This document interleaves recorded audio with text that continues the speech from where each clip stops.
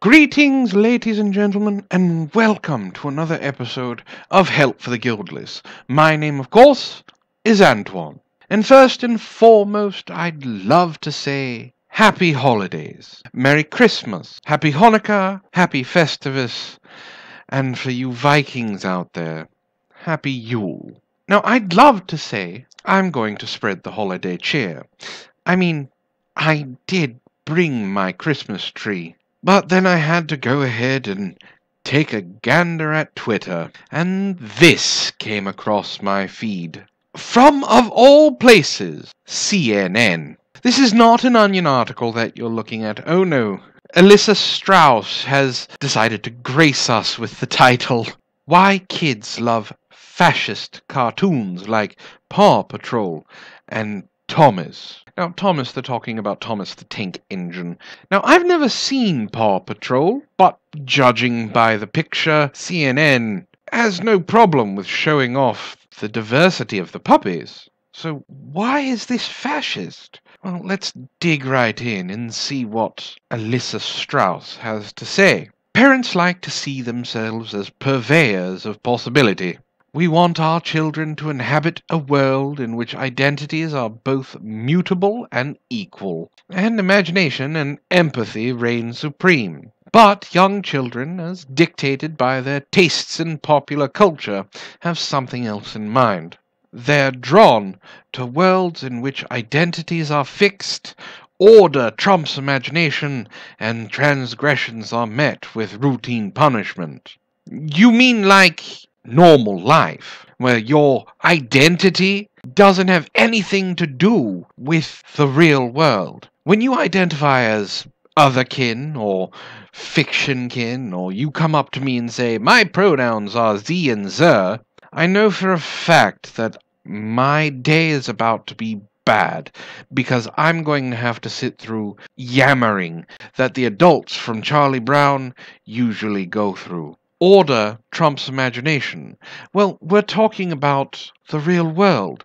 Order keeps the real world going. Imagination works for things like art and innovation. But when your mindset is, I have a 9 to 5, you need that order. And transgressions being met with routine punishment. So, Alyssa, you're saying that you don't want rapists punished? That you want murderers to go free? Or do you want them punished? I understand that's a little hyperbolic, but the idea is the same. Transgressions have to be punished. Order has to trump imagination. And identities are fixed. This clash between what parents desire for their children and what children desire for themselves is most easily observable in cartoon preferences.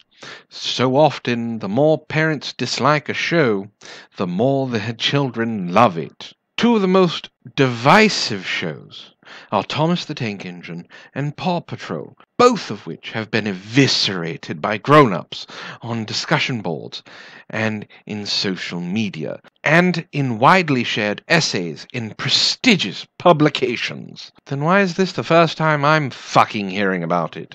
Now, on discussion boards, you mean Facebook and Twitter? Because I highly doubt that there are many grown-ups going onto discussion boards saying, did you see the last episode of Thomas the Tank Engine? Oh my god, I cannot believe Thomas talked that way to Percy. And the same thing could be said about Paw Patrol. Now, on social media, who's talking about these things? I know who's talking about them. It's people like this. The ones who think that identity should not be fixed. That imagination should run free through the hills of capitalist society. And that only transgressions that they disagree with should be punished. Now, what prestigious publications are sharing an essay where someone is saying Thomas the Tank Engine is fascist? Thomas, the long-running television franchise about a group of working trains chugging away on the island of Sodor, has been called a pre-modern corporate totalitarian dystopia in the New Yorker. Say that 3 times fast. Imperialist and sinister in Slate, and classist, sexist, and anti-environmentalist in The Guardian. And yet people, presumably parents, spend 1 billion on Thomas merchandise every year. Are these the prestigious publications that are sharing essays? Slate and The Guardian? Are you kidding me? They're about as prestigious as one of the Paw Patrol's spendings after eating too much garbage chili. Paw Patrol is equally polarizing. The show about a group of rescue dogs led by a boy named Ryder, and you know Ryder's cool because of the fact that his name is spelt with a Y instead of an I, is a regular source of complaint among parents and the adoration among their kids. Now, here comes more of those prestigious publications where these essays have been published.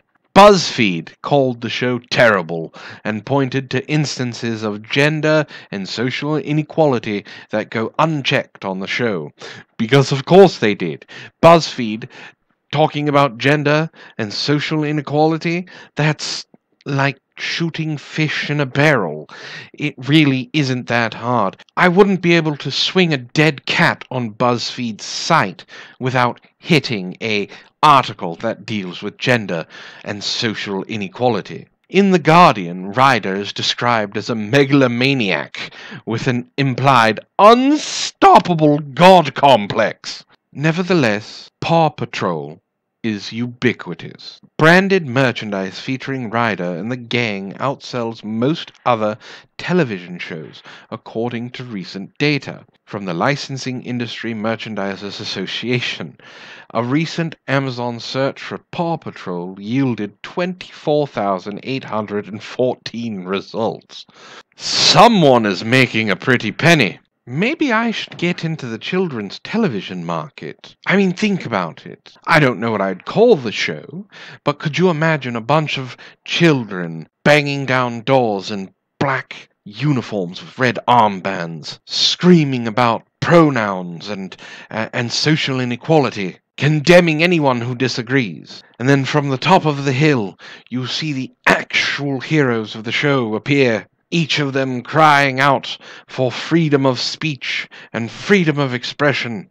Rings of power? Maybe we could go with rings of power, or we can go the Care Bear route and have a symbol on their chest light up like a brooch or something, and it would hit the little social justice Nazis and knock them out cold and awaken their minds to the real world and how all of the things that they have a problem with don't really matter.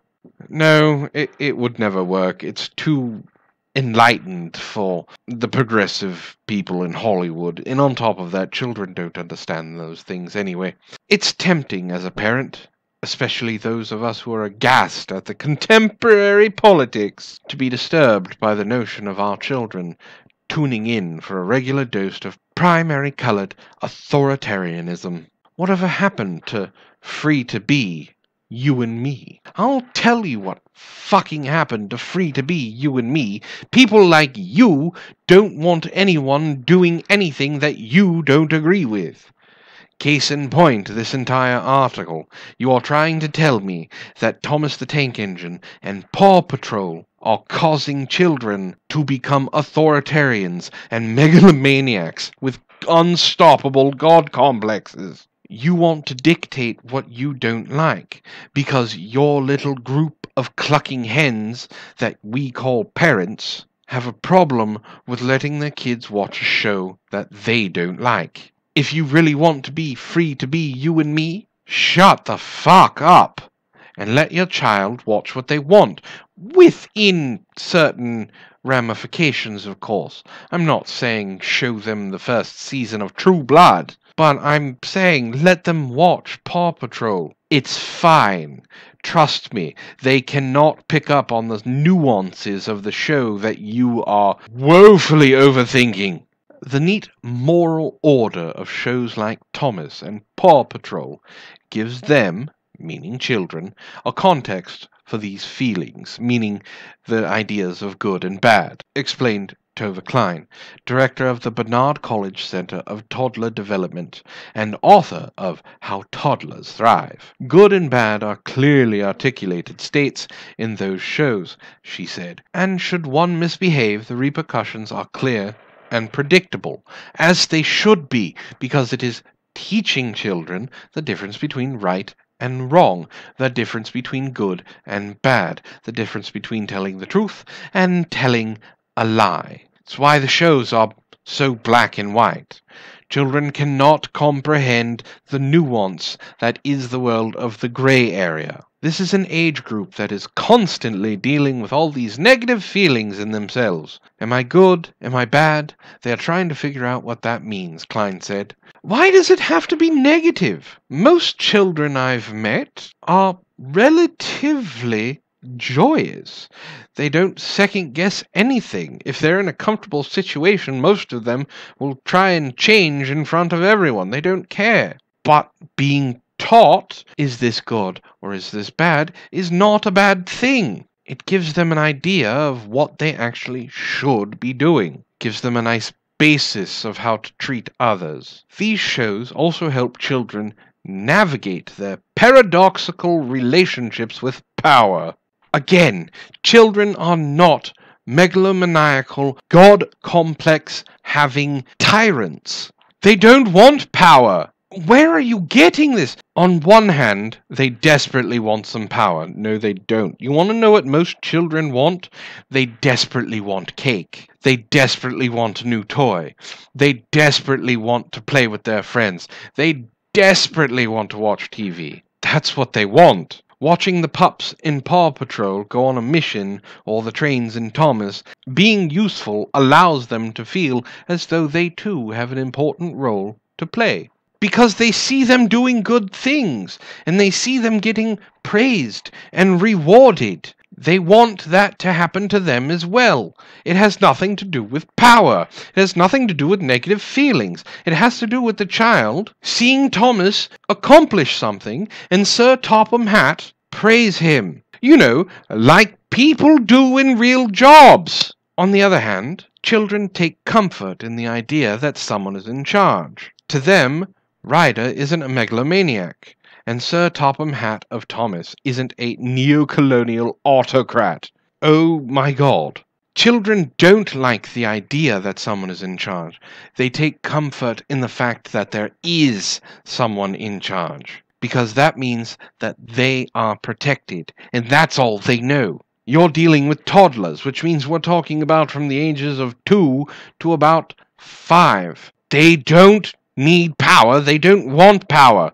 They have comfort in the fact that their parents are going to take care of them. They're just the guys delegating responsibilities to their eager inferiors. And the fact that these leaders, both white males, look like most figures in positions of authority in the real world is not lost on children. The fact that these leaders are both white men doesn't mean a goddamn thing. I'm going to say this again, because I've said it before. The majority of the population of the places in the nation that these shows air are white. Them being white males doesn't mean a damn thing. They're in positions of authority because there needs to be a person in the place of authority. There needs to be a leader. There needs to be a boss. Now, the whole inferiors thing, Ryder, and I can't believe I'm arguing for a boy who talks to dogs. Ryder does not think his rescue dogs are inferior. If anything, Ryder thinks of them as teammates, something you don't understand. And Sir Topham Hatt thinks of Thomas and Percy and the rest of the trains as his employee. He praises them, he teaches them, he makes sure that they get the job done because he's running a rail line, so he needs to rely on the trains. He doesn't think of them as inferior. He thinks of them as extremely important, because if they go down, he goes down. But, of course, the idea of capitalism is lost on these morons. So it's really hard to talk to someone like Alyssa when they think Sir Topham Hatt is a neo-colonial autocrat. Saida Shabazz, oh, I had to practice that name a bit, who is based in Los Angeles, because of course you are, said she has no qualms letting her 4-year-old watch Thomas, which is his favorite thing in the entire world. Because I'm sure it is. He's 4. I think it's evolved a lot over the years, which is why I don't really agree with the fascist labels. This is an actual parent. This is someone who actually understands. I think the characters show empathy more, and friendship is a bigger theme, because it's trying to teach children that sharing is caring, that being good helps you achieve things that being bad won't. And not for nothing, they're trains. Thank you! Order and doing as you're told is important for running a successful train line. Thank you. Saida, you are a genius. You are a fresh, crisp, cold drink of water in this never-ending, barren Sahara desert of stupidity from the progressives. Then there are parents who are okay with the authoritarian elements in children's media, but wish the authorities didn't always have to be white and male. Because remember, children, if you're white, which you had no control over when you were born, and you have a penis, which you had no control over when you were born, you are evil. I watched Paw Patrol once with my daughter. Once. She watched Paw Patrol once. This is going to play an important part in something that I'm about to say, so pay attention. And on that episode, Sky volunteered for a mission, but then Ryder picked 2 male pups. Said Rebecca Pajak, a mother of a 2-year-old and a 1-year-old in Chicago. Sky is the only female in the core team of the 6 rescue pups on the show. I remember thinking, there's a glass ceiling in this cartoon. No, there isn't! If you could see me right now while I'm recording, I have a twitch above my right eye. It's very annoying. It's because I'm trying to comprehend the idiocy that is going on in that entire statement. You watched 1 goddamn episode, and you think that there's a glass ceiling in a show where there are rescue dogs that a boy orders around as his inferiors and saves people because he's a megalomaniacal person with a god complex. You watched 1 episode of a show with, 24,000 hits on Amazon? You don't think that there are more than 90 episodes? I could guarantee that we're talking triple digits. High triple digits. But yes, the 1 episode that you saw, yes, that is the determining factor, that the fact that there is a glass ceiling in a children's cartoon about dogs that rescue people. All because Ryder picked 2 male pups when the female dog volunteered. You are overanalyzing a children's cartoon. You are overanalyzing and adding your own little bottled up hatred to a children's cartoon, which is causing me to have a twitch in my eye that is causing me to be angry at a stupid woman who wrote a dumb-ass article about children's cartoons. Like many parents struggling with their children's media choices, Pajak doesn't want to get in the way of something her daughter enjoys, and she really enjoys Paw Patrol. But the concern about her daughter absorbing patriarchal messages lingers. Children cannot pick up on subtlety, but you want to think that Paw Patrol is downloading patriarchal messages to your daughter's brain at the age of 2 because the 1 episode that you watched, Sky wasn't chosen to help. Rebecca, I know that after the 3rd glass of red wine that you've drunk while watching your daughter has fogged your mind, but please take a chance and rub the 2 fucking brain cells you have in your head together and think about what you're saying. Because if you honestly believe that a patriarchal message is coming from a child's cartoon show that is about helping people and rescuing people and saving people with the help of talking fucking dogs, there is something really, really wrong with you. And then we have this little nugget of enlightenment from Rebecca. I don't want to think 1 cartoon is going to shape her. You're doing fine, Rebecca. Don't add anything to it that's going to sound stupid. But if she sees 10 cartoons, then I do have a concern. It's systemic. What is this all telling her collectively? And then you ruined it. You ruined it completely. You were smart at the beginning of that sentence. I don't want to think one cartoon is going to shape her, because it won't. But if she sees 10 cartoons, guess what? It's still not going to shape her. She's 2! She's 2 fucking years old. You are destroying your child. You are going to raise a moron because you think in between your glasses of wine that a children's cartoon is trying to download patriarchal messages to your daughter. If this was 20 years ago, you would be laughed out of your child's school. But now, you get to be featured in a CNN article.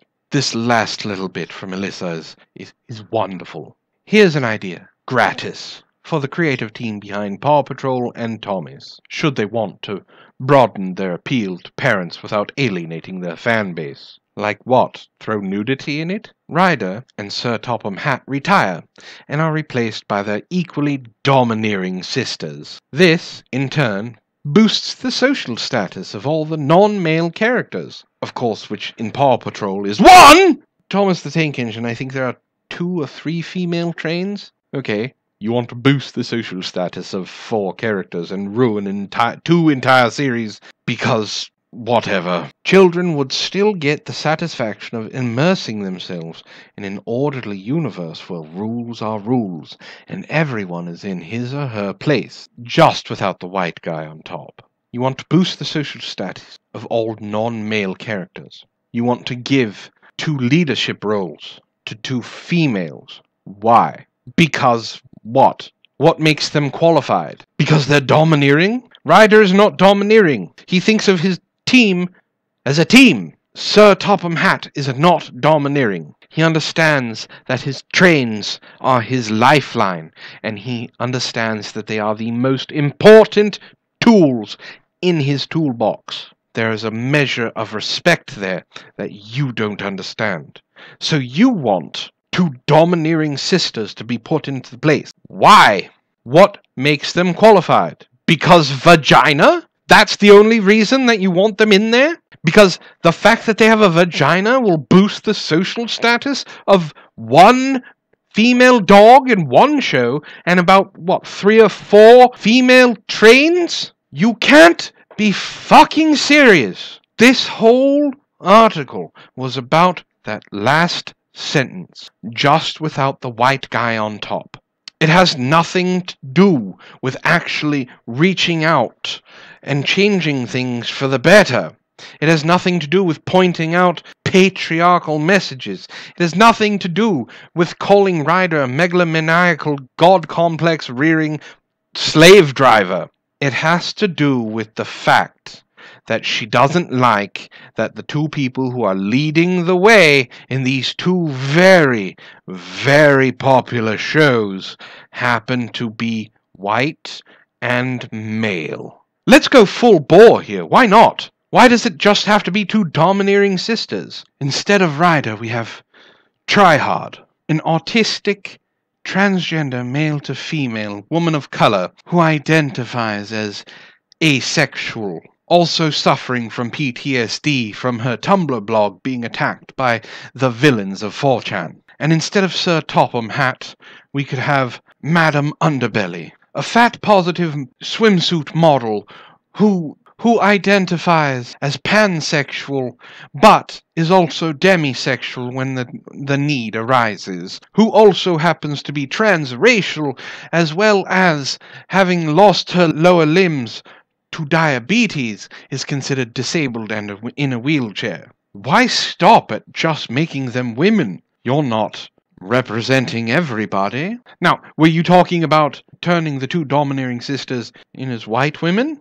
Well, that's not representing all of the women of color out there. I'm all for diversity, but all of this pales in comparison to one simple thing. These are fucking children's shows in universes that do not exist. Talking trains with faces on them that are nightmare fuel that live on a specific island that is made up called Sodor has no bearing on anything that happens to your daughter. Do you want to know what does? How you raise her. These cartoons are there to help guide your children. The person who is going to mold your child is you. So, put down the third glass of wine. Stop smoking the bowl before you decide to go pick them up from school, and pay the fuck attention to your children, because that is the only way